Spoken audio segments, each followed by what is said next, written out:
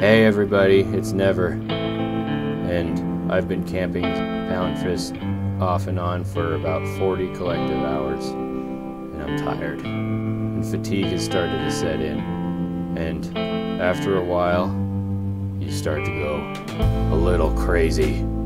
I've got cabin fever! And what's happened is, I camped him for like 20 hours on one server, and then when I had to leave, he showed up a little while later. Then I camped him for like 20 hours on another server, and when I had to leave, he showed up a little while later. It's just kind of nuts. And so after a while, you start doing insane things to try and keep your sanity, which sounds contradictory, but it's the only thing that works.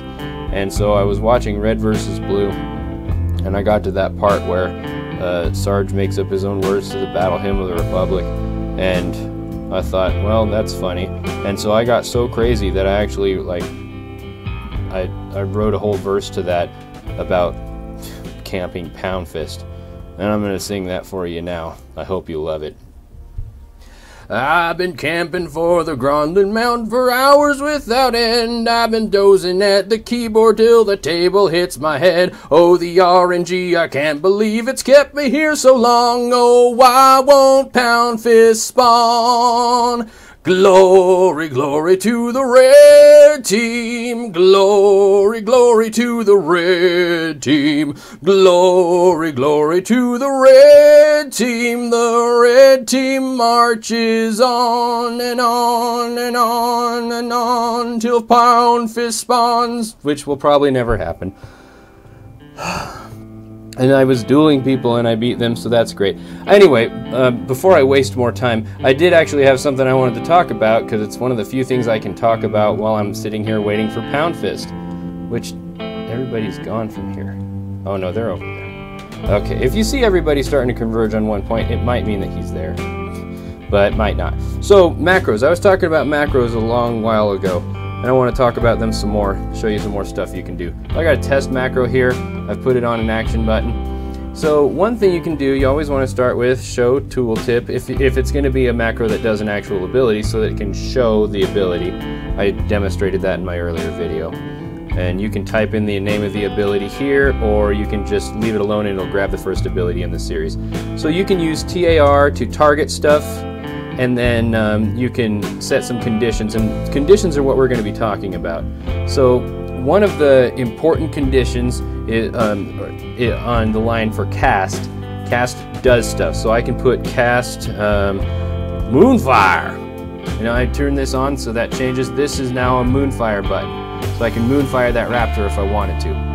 But let's say I wanted to do some more interesting things.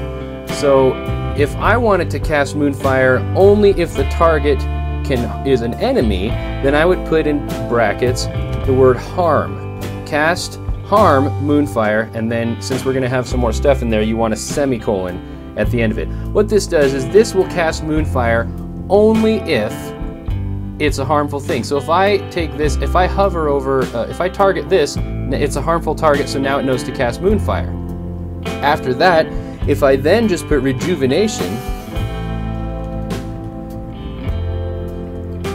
then it's rejuvenation if I don't have a harmful target, but if I do, it switches to Moonfire. So it takes the first condition, and if that condition is true, if it's harmful, then do this. Otherwise, do that. So it's always if, and then, and else. So, or else is essentially what it means, else. So you can get even more complicated with this. We can put two conditions on here. So let's put a targeting condition at mouse over, comma. You separate conditions with commas. So this will, if your mouse over target is harmful, then cast Moonfire. So I don't even need to have the thing targeted, but if I put my mouse over it, it switches to Moonfire, and I can cast Moonfire without actually having to select him as a target. But you'll notice that it doesn't do Moonfire if I'm not moused over him. So in order to do that, we actually need to say Moonfire again. So we'll go back to the end of Moonfire, and then we can just say straight up harm, Moonfire, semicolon again, save. So now my target is harmful, and it does Moonfire, or it'll do Rejuvenation now, but if I mouse over, it'll do that. So this way it's even more flexible. I can do a mouse over or a normal target with Rejuvenation. But what if I want to heal someone else? So instead of just having Rejuvenation there, I would put Help. And then at mouse over for Rejuvenation. So that will change it to Rejuvenation if it's a friendly target, but then if I don't have a friendly target, it goes away, so I need another Rejuvenation at the end of it. Now that last line, this is basically, if none of the conditions are true, then just cast this the normal way that spells behave. And so that's kind of like, if none of the conditions are right, just do this. And if you leave it pretty normal, it'll behave exactly like your abilities always do, without any nonsense. So this macro right here, by doing mouse over and harm for Moonfire, semicolon, then just harm for Moonfire, because if we do just Moonfire, it will try to do Moonfire even on friendly targets. That's why we need to separate it with harm.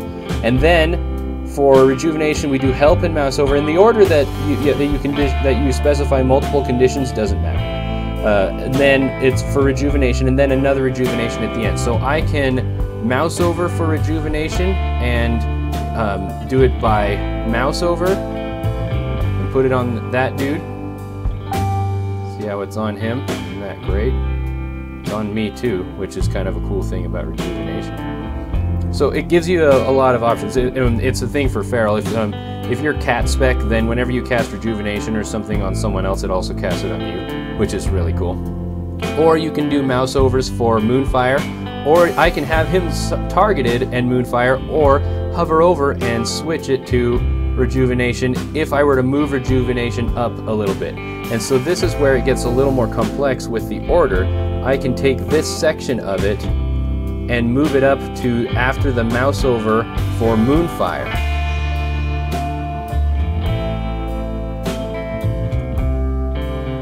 And put that there so that I can then heal with my mouse over or damage with my mouse over or my regular selected target. So that's basic conditions, help or harm, and then mouse over targets. That will cover almost everything you need to do. And so it's handy to combine things. On my priest, I have like smite, and I think I've got smite and flash heal combined into the same key, so that it just saves room, and it's making the spells smarter by putting them together. There's some spells that behave this way already, kind of like Holy Nova. It's one button, but it can damage or heal just based on how it works. But this will give you something of an idea of how to put together some more advanced macros that can really save you some space. Then there's other conditions that you can do as well. You can have it do something if you're in a particular stance. So let's say I wanted to combine this button with some abilities that I use in cat form, for example. So if I wanted to do if something else for cat form, I can put something in for stance. And you can do stance or form, it doesn't matter, stance, and then it's a colon, and then cat form is stance 2. So then if I put in prowl and save that, so then the highest priority it's going to look for is, am I in cat form? If so, then cast prowl. And you can see right there, then it's prowl. But if I go out of cat form, then it will change back to all the previous behavior I had. That's why the order of these is important. And if your macro is not working, most of the time it's due to the order of operations. It's always going to prioritize the first things after the initial command above the things that come later. You're just adding, do this, or else, or else, or else, or else, and so on. So I can do stance 2 for prowl for cat form. Or I could even get really, really wild, and I could do stance 2 at mouse over, and then rejuvenation.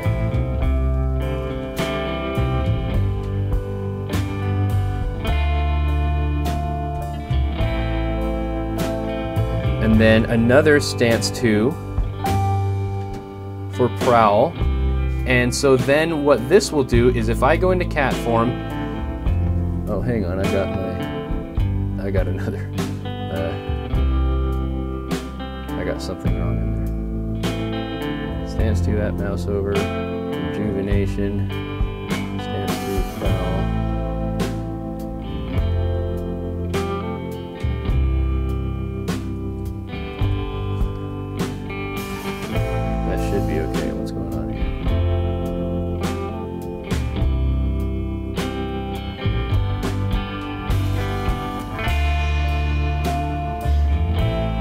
Oh, it's this guy here. Alright, you can't have too many brackets in there. So, that mouse over and you need help. So we can specify it's a helpful target. Okay, so this gets pretty wild.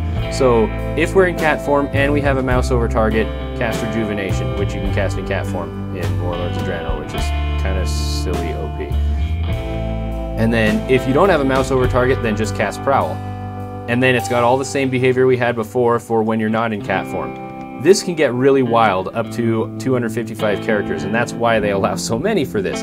Because if I wanted to have something for bear form, I could do that too. Stance 1. It could cast Growl. So if I went into bear form, it would be Growl.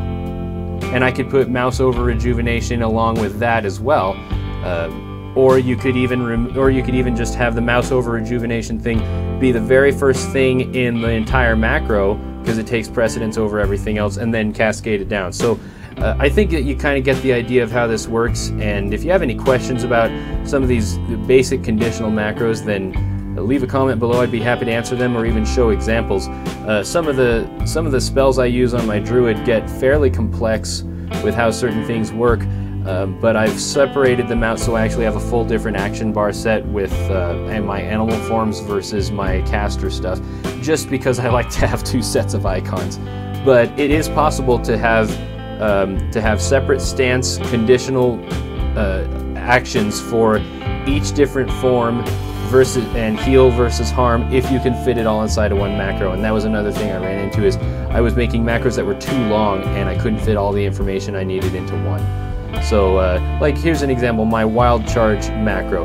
This targets an enemy if I don't have a target. So target no exists, meaning no target exists, and then no dead, meaning the target is not dead. Targets any enemy that's nearby. Essentially, it's the same thing as hitting tab. And then it'll cast Wild Charge at my mouse over, or just Wild Charge like normal, which is really, really useful, because when I'm tanking, I can go into bear form and I can have, of course, where's a target? So I could have this guy targeted, but if I wanted to, I could charge that guy. And it gives me a lot more flexibility when tanking, so that I don't need to charge one thing and then switch to another target and confuse the DPS. So that's some basics on macros. Again, leave a comment if you have any questions or if you have some of your own macros for your class that are really useful. But the concepts are pretty universal. Yeah, please like the video if it helped, and subscribe so you can see all the cool stuff, and maybe you can see that if I get Poundfist someday, I can show him off. Hopefully I'll be able to capture when I actually get him, but recording 40 hours of video is unreasonable for anyone to do at all. And, I'm starting to even think that camping for Poundfist is slightly unreasonable, but I've never really camped for anything for a long time before, so it's kind of a new experience. And not one I'll be repeating, I don't think, but at least I got the experience of doing it. Anyway, I don't really, let's do the deer shuffle. And okay, thanks, bye.